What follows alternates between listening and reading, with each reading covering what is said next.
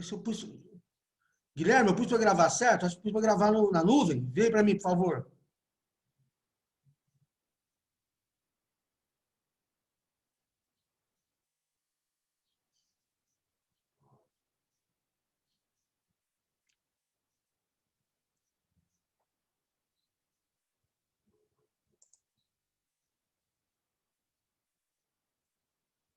Bom, vamos lá então. Crianças, vamos lá. Vamos dar start à nossa brincadeira. Semestre passado, no finalzinho dele, nós estávamos falando de métodos de propagação de calor. E eu falei para vocês de condução térmica. Lembra disso? O que é a condução térmica? Peraí. Pronto. A condução térmica é um método de propagação de calor que acontece nos sólidos. O calor, que é uma energia térmica em trânsito, que flui do ponto de maior temperatura para o ponto de menor temperatura, ele vai fluir nos sólidos molécula por molécula. Agora, nós temos um outro método de propagação de calor, que é o que nós chamamos de convecção térmica. Aí tem uma foto bonita aí de uma chaminé, nós vamos entender o motivo disso daqui a pouco, né?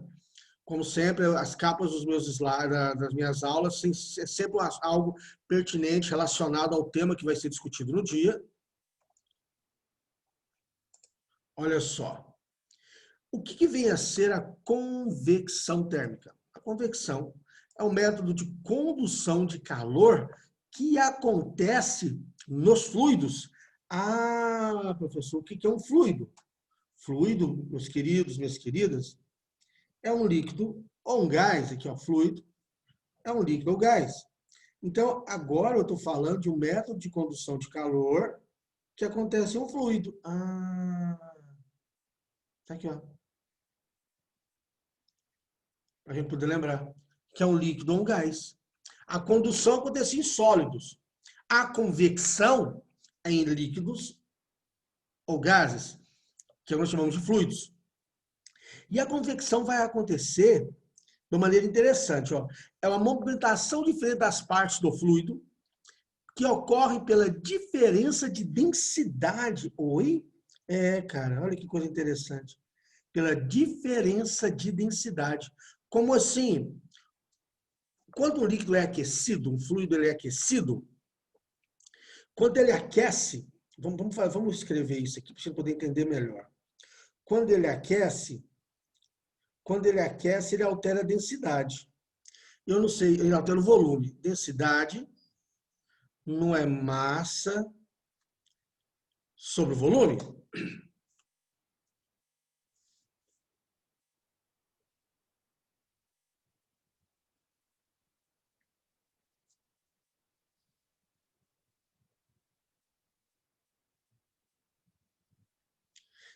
Tem sim. Você não está viajando, não. No magma pode acontecer isso sim. É um fluido, aí? Pode acontecer. Pode acontecer. Gustavo, tem que ligar assim para você, cara. Tem que ligar. A gente não sabe as consequências do nosso corpo. Tá certo? Vamos lá. Densidade não é massa sobre volume? À medida que um fluido ele aquece, o volume dele aumenta. Se o volume dele vai aumentar, a densidade vai diminuir. Ah, então o volume aumenta, a densidade diminui, o menos denso sobe. E o mais denso? O mais denso desce. Pelo mesmo motivo. Diminui o volume, ele resfria, ele diminui o volume. Se diminuir o volume, aumenta a densidade. E ele desce. Ah, então acontece isso aqui. Olha esse GIF aqui nos ajudando. Eu estou aquecendo o fluido, tá vendo? E à medida que eu aqueço o fluido, ele fica menos denso e ele sobe. Aí ele sobe, ele resfria, ele desce. Ah, isso é chamado de corrente de convecção. Pô, que legal, cara. Então, ocorre pela diferença de densidade. Então, vamos entender isso. Eu preciso que grave isso pra caramba na sua cabeça. O de menor densidade a convecção acontece por diferença de densidade. O fluido menos denso, ele vai subir. O fluido mais denso, ele vai descer. Certinho? Fácil isso? Então, isso que acontece quando eu coloco uma chaleira, uma água para ferver, ó. Ele aquece, o fluido sobe, resfria, o fluido desce. Sobe, desce, sobe, desce, sobe, desce. Essa corrente é chamada de corrente de convecção. É chamada de uma convecção térmica. Tranquilo? O bacana disso aqui são as aplicações, as aplicabilidades, onde isso está acontecendo.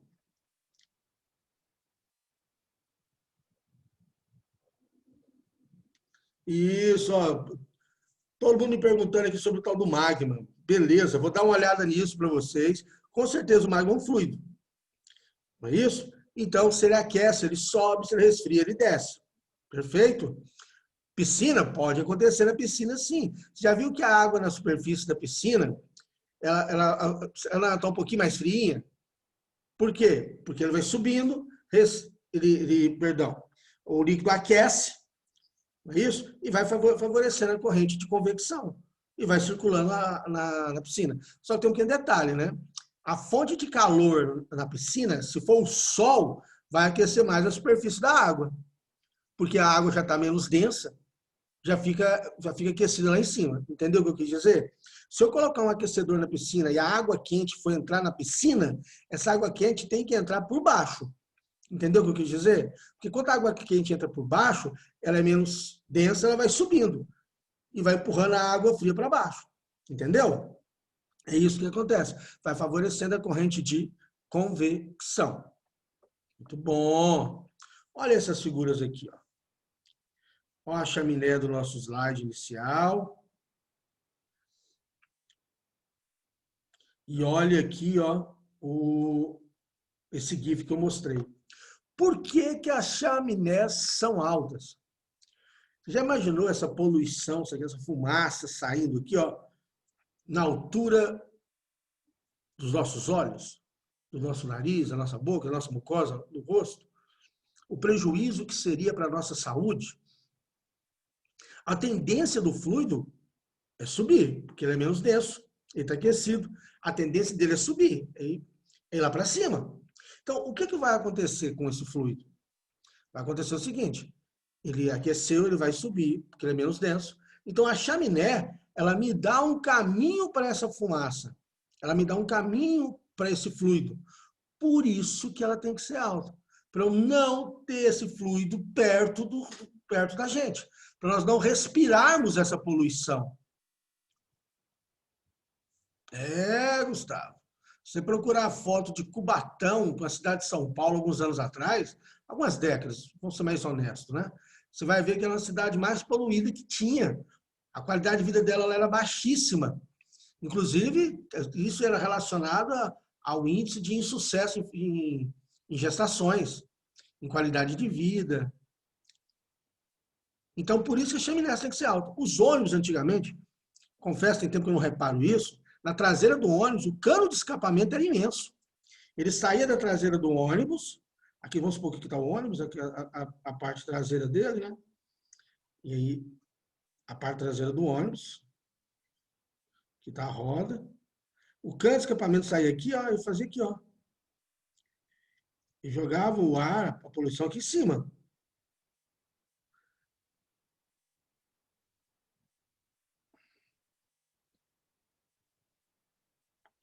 O cano de escapamento saía daqui, ó. Ficou feio, eu sei, mas você vai entender. Porque aqui estão os carros comuns, os carros pequenos, né? Então, essa poluição não pegava em cima do carro, do pedestre que passava aqui, ele jogava aqui para fora. Tem que ser pensado. Por exemplo, se eu pus uma churrasqueira na sua casa, aquela churrasqueira de alvenaria, a coifa, a chaminézinha dela, joga fumaça para cima. Porque nós fazendo churrasco, aquela fumaça temperando o seu rosto, caindo essa fumaça no cabelo das meninas, você acabou seu namoro, acabou seu casamento. Você vai apanhar demais. Então, isso tudo é bem pensado. Essa chaminé vai jogar a fumaça para fora. Já virou? Você todo arrumadinho, todo perfumado, e a fumaça do churrasco batendo em você? Acabou, né? Então, por isso que as chaminés são altas. Então, aqui, ó, na retirada dos gases pelas chaminés, os gases aquecidos resultantes da combustão têm densidade diminuída e sobem, sendo eliminados. Ao redor da chama, cria uma região de baixa pressão, que aspira o ar externo, mantendo a combustão. Exatamente. Entende o seguinte, se esse ar está subindo, se o ar está subindo,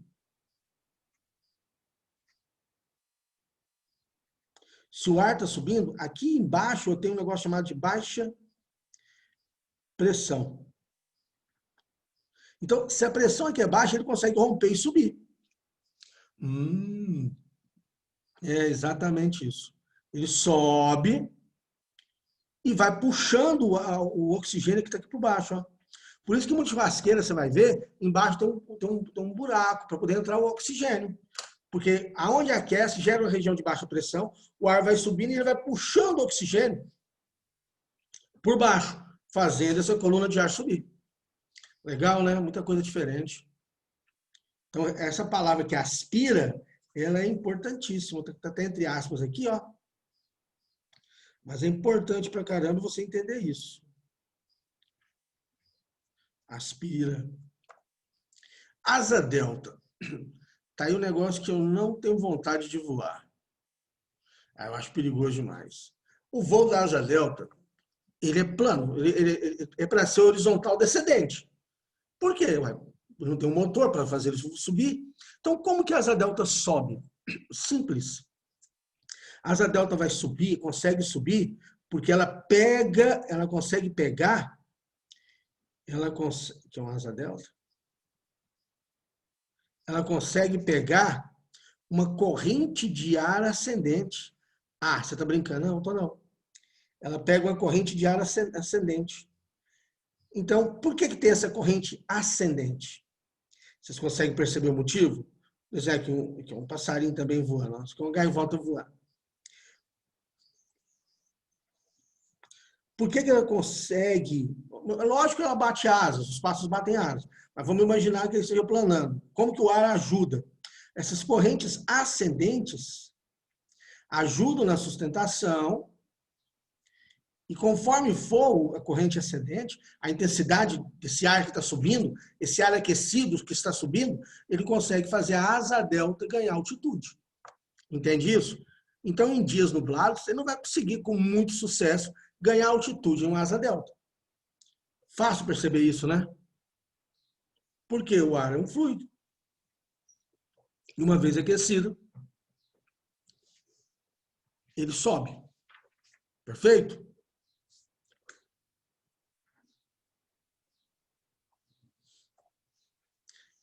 Geladeira.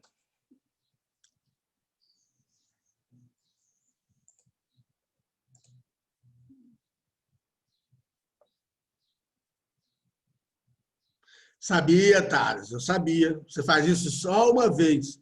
Não, você pode fazer até mais, Thales, se o avião estiver no chão. Você pode pular dele várias vezes sem paraquedas. Sim. A pipa tem uma outra ideia. As pipas têm o vento que ajuda a sustentar ela. Você vê o pessoal empinando pipa, soltando raia, em período agora de junho, julho, agosto, para nós aqui no Centro-Oeste é uma época que venta mais. Então, eu tenho a diferença da velocidade do ar que passa por cima pela diferença da velocidade do ar que passa por baixo. Isso faz uma diferença de pressão na pipa e ajuda na sustentação da pipa. Entende isso? Ryan me fez essa pergunta. Então, vamos lá. Então, olha aqui. O que eu tenho aqui? Como é que funciona a geladeira? Ah, a gente liga na tomada e pronto, é engraçadinho. Não é isso que eu estou perguntando, não. Como é que funciona a convecção térmica na geladeira? Eu tenho um motor, a parte fria lá em cima, que me joga o ar frio para baixo.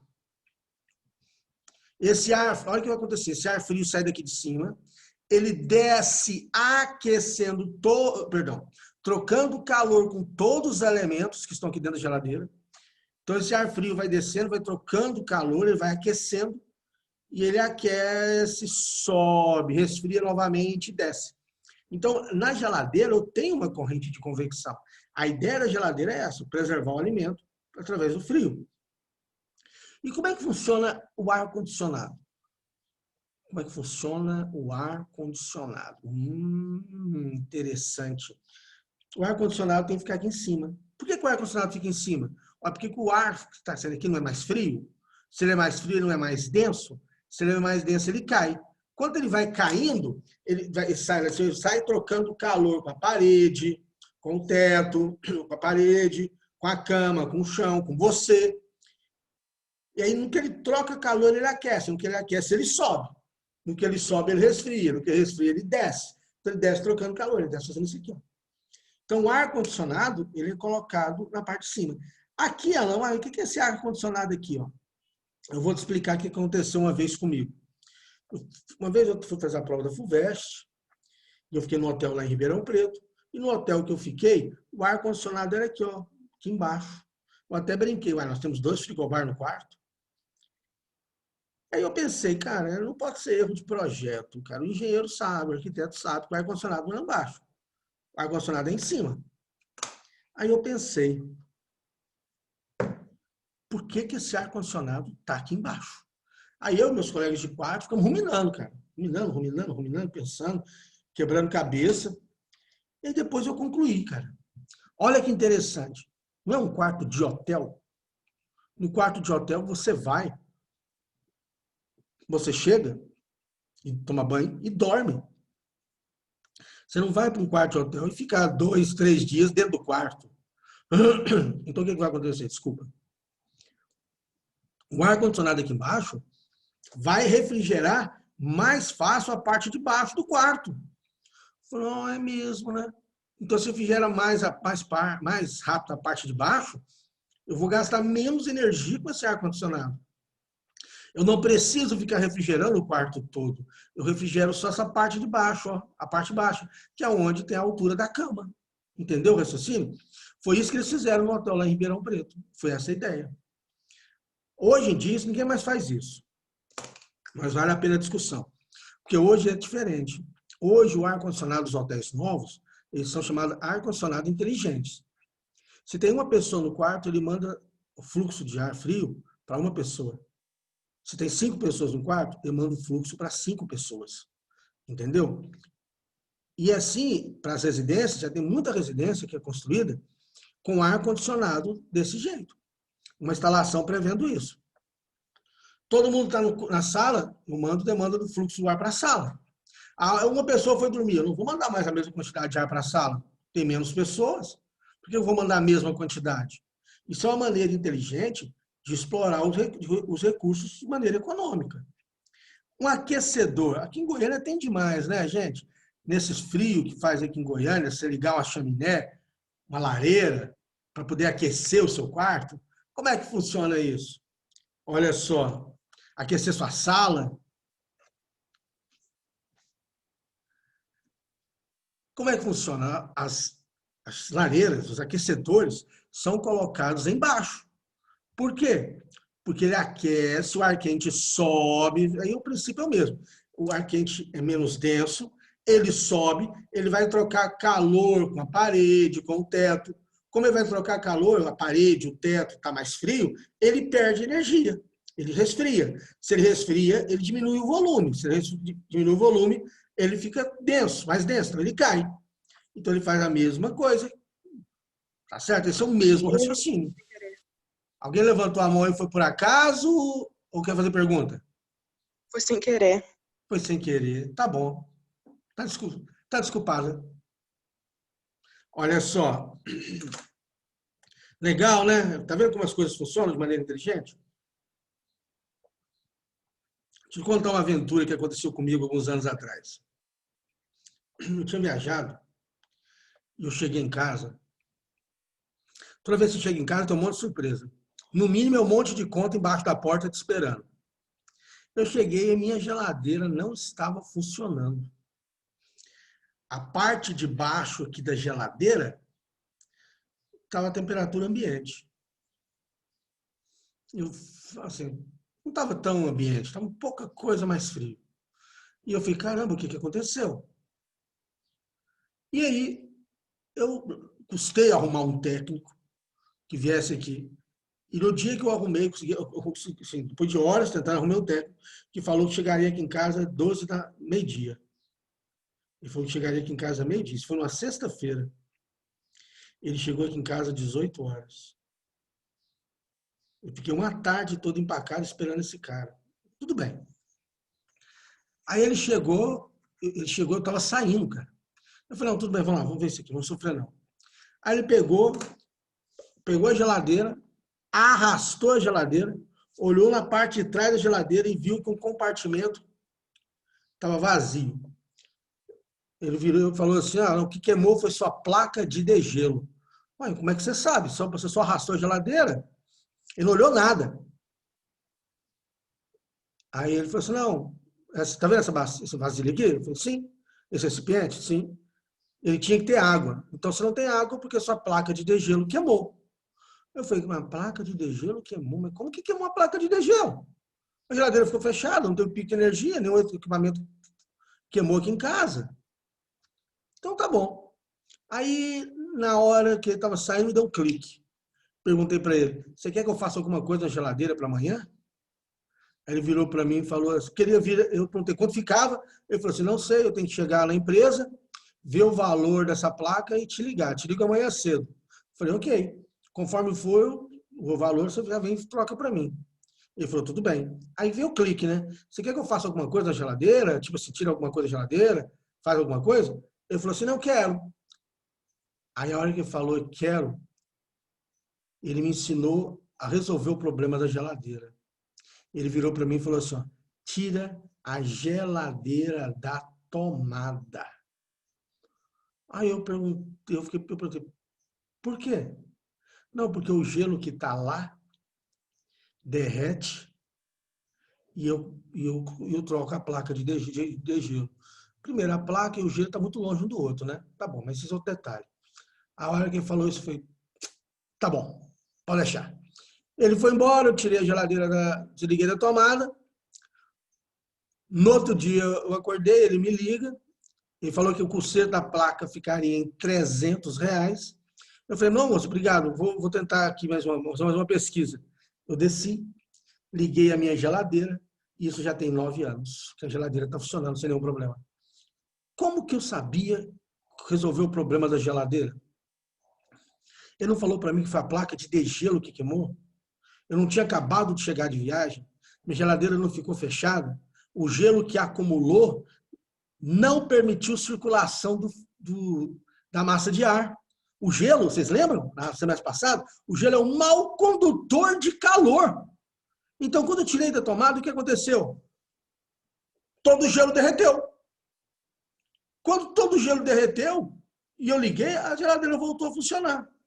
Entendeu? Viu como que conceitos básicos de ciência nos ajudam a entender as coisas que acontecem no nosso cotidiano, resolver os problemas da nossa vida? Foi basicamente isso. É uma história simples, né? Mas que funciona. Para conservar o alimento, não, Bruna. Para conservar o alimento, não. Embora eu acho muito exótico o congelador ficar na parte de baixo da geladeira. Ana Júlia, a maioria dos técnicos são assim. Muitas vezes não é nem eles não têm nem noção disso. Não tem nem noção. Cabe a nós, que tem uma pequena noção de ciência, perceber o que está acontecendo.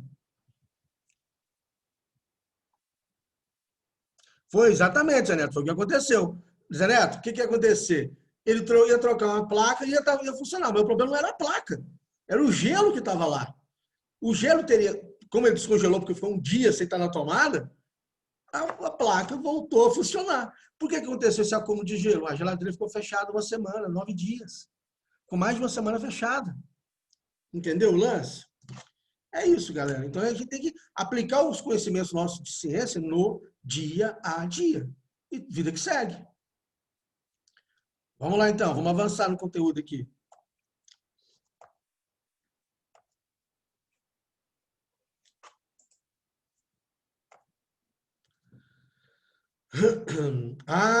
Brisa marítima e brisa terrestre. Vamos lá então. Esse aqui agora é um tópico bacana para a gente poder entender. Nós havíamos falado calor específico da areia e do calor específico do mar, da água. Lembra disso? Do mar, não, da água. Então, eu vou desenhar aqui uma água. Vou desenhar aqui uma areia, para a gente poder... Alguém ligou o áudio aí? Quer fazer alguma pergunta?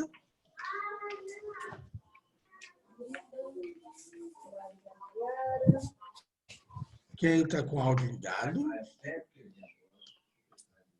Aqui um coqueirinho.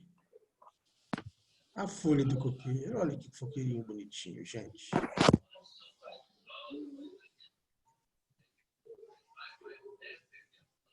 Uns passarinhos a voar. A nossa férias, no final do ano, em janeiro, Natal, João Pessoa, Fortaleza, porque afinal de contas nós merecemos as férias dessas. Esse ovo frito aqui ao sol. Tá certo. Então vamos lá, vamos para a discussão. O que acontece? Obrigado, Mel. O que acontece quando você acorda só 8h30, você vai andar na praia agora descalço, pezinho na areia. A areia está friinha, né? Claro, está de manhãzinha.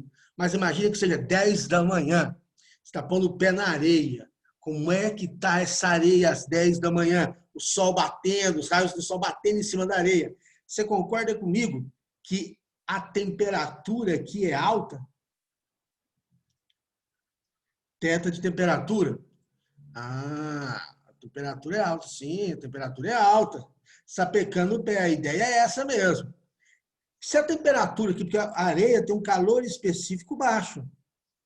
A areia tem um pequeno calor específico. Então, o ar aqui em volta aquece mais. Se o ar aqui em volta aquece mais, ele fica menos denso. Se ele fica menos denso, ele sobe. Tem algo de errado aqui, peraí. Deixa eu ajeitar aqui, minha mesa, digitalizador, não está legal. Ele sobe. Ah, então esse ar sobe, sobe. Quando ele chega aqui, ele resfria. Se ele resfria, ele fica mais denso, então ele desce. Ah, então ele vai descendo, vai descendo. Então, quando ele desce, vai soprar um vento do mar para a terra, do mar para a terra. Esse vento do mar para a terra, durante o dia, é chamado de brisa marítima. Entendeu? Você percebeu que é uma diferença de calor específico da areia com da água. A água tem um calor específico maior. Então, a areia aquece mais do que a água. Então, o ar aqui fica mais quente. O ar próximo da areia fica mais quente. Percebe? E ele fica mais quente, ele fica menos denso. Se ele fica menos denso, ele sobe. No que ele sobe, ele resfria. No que resfria, ele desce. No que ele desce jogando o ar para a terra, chamado brisa marítima. Fácil isso? Então, veja bem, uma pequena análise que foi feita, que nós fazemos, apenas pelo conhecimento do calor específico da água e o calor específico da areia. Louco, né? Bacana, né? Isso é chamado de brisa marítima. E a brisa terrestre, como que ela funciona? A brisa terrestre funciona assim, ó. Eu vou apagar aqui, tá? Apagar isso aqui. A brisa terrestre funciona ao contrário. À noite, a água não está mais quente que a areia. Essa superfície da água aqui não está mais quente que a areia. Porque como o calor específico da água é mais alto, então ela demora a esquentar. E também ela demora a esfriar. Ela demora a esquentar e ela também demora a esfriar. Demora a esquentar e demora a esfriar. Então, o ar aqui está mais quente. Está mais... Eu vou tirar o sol, vou tirar o sol. Não é mais sol. Agora é lua. Vou pôr uma lua... Lua preta fica feio. Ah, vou pôr uma lua roxinha.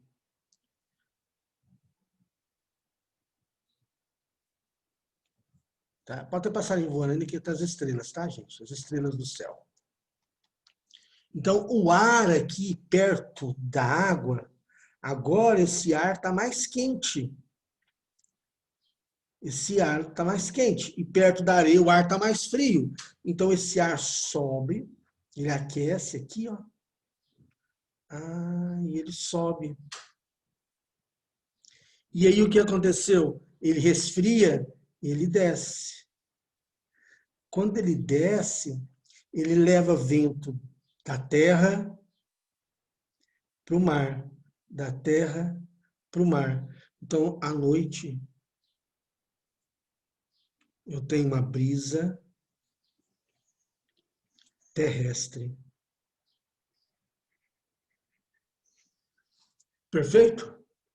Tranquilo? A ideia é o calor específico, demora a esquentar, demora a esfriar. De dia, a areia é mais quente, o ar próximo à areia é mais quente, ele fica menos denso, então ele sobe, resfria, desce, jogando o vento do mar para a terra, brisa marítima. À noite, ao contrário, o ar na água está mais quente, ele sobe, resfria e cai na terra, jogando vento da terra para o mar, brisa terrestre. Antigamente, o jangadeiro fazia isso. Ele saía para pescar de noite e voltava de dia. Como ele não tinha motor, ele só tinha vela, ele usava a brisa terrestre para levar ele para o mar, para pescar, e usava a brisa marítima para levar ele da água do mar para a terra. Tá certo? Esse aí é um grande conhecimento que os pescadores tinham pela observação. Tá certo? A ciência da natureza é isso. A capacidade que nós temos de observar a natureza, interpretá-la e, com a nossa interpretação, saber como utilizá-la ao nosso favor. E é assim que os pescadores faziam. Hoje não, hoje ninguém mais preocupa com isso. Por que não? Mais simples. Tem motor, ele sai a hora que pesca a hora que quer e volta a hora que quer. Certinho? Legal, né?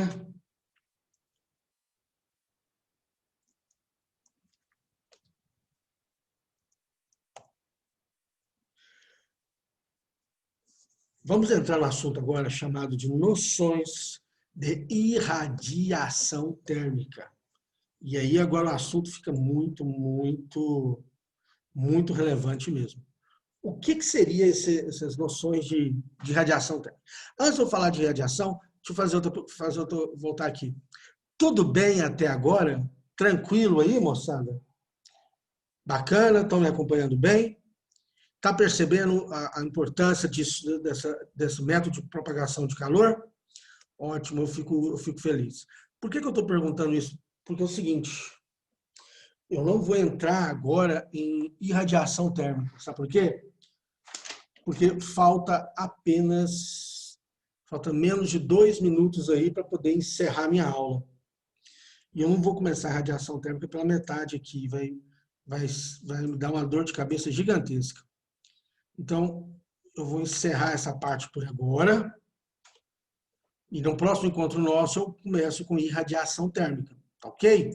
E para encerrar, do jeito que eu gosto de encerrar com vocês, nós vamos fazer a nossa leitura do Minutos de Sabedoria.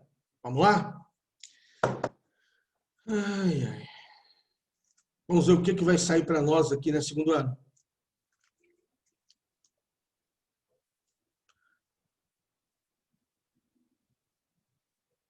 Se algo der errado, algo de errado lhe aconteceu na vida, não diga que foi vontade de Deus. Não. Deus quer apenas o nosso bem e a nossa felicidade. E nos dá os meios de sermos felizes. O mal que vem sobre nós é resultado dos nossos erros do passado e de nossa ignorância.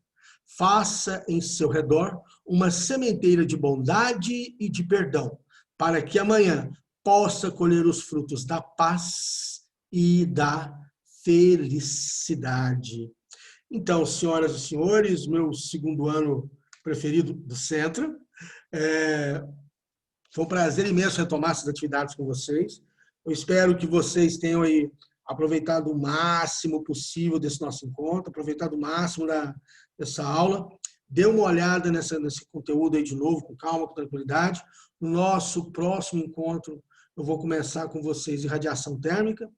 Radiação térmica é um tema bacana, muito bacana, exige pra caramba da gente também.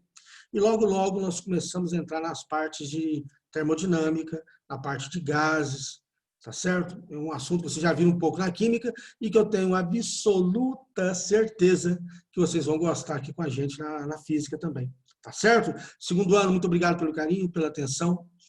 Uma boa aula para vocês, tá certo? Ivani, obrigado, prazer revê-la. Valeu, coordenação, por estar aqui comigo, me ajudando, orientando. Valeu, forte, caloroso e distante abraço. Tchau, tchau, Clara. E logo, logo eu compartilho a aula com vocês, tá certo? Valeu, obrigado. Vida longa e próspera a todos. Bom trabalho para todo mundo. Obrigado.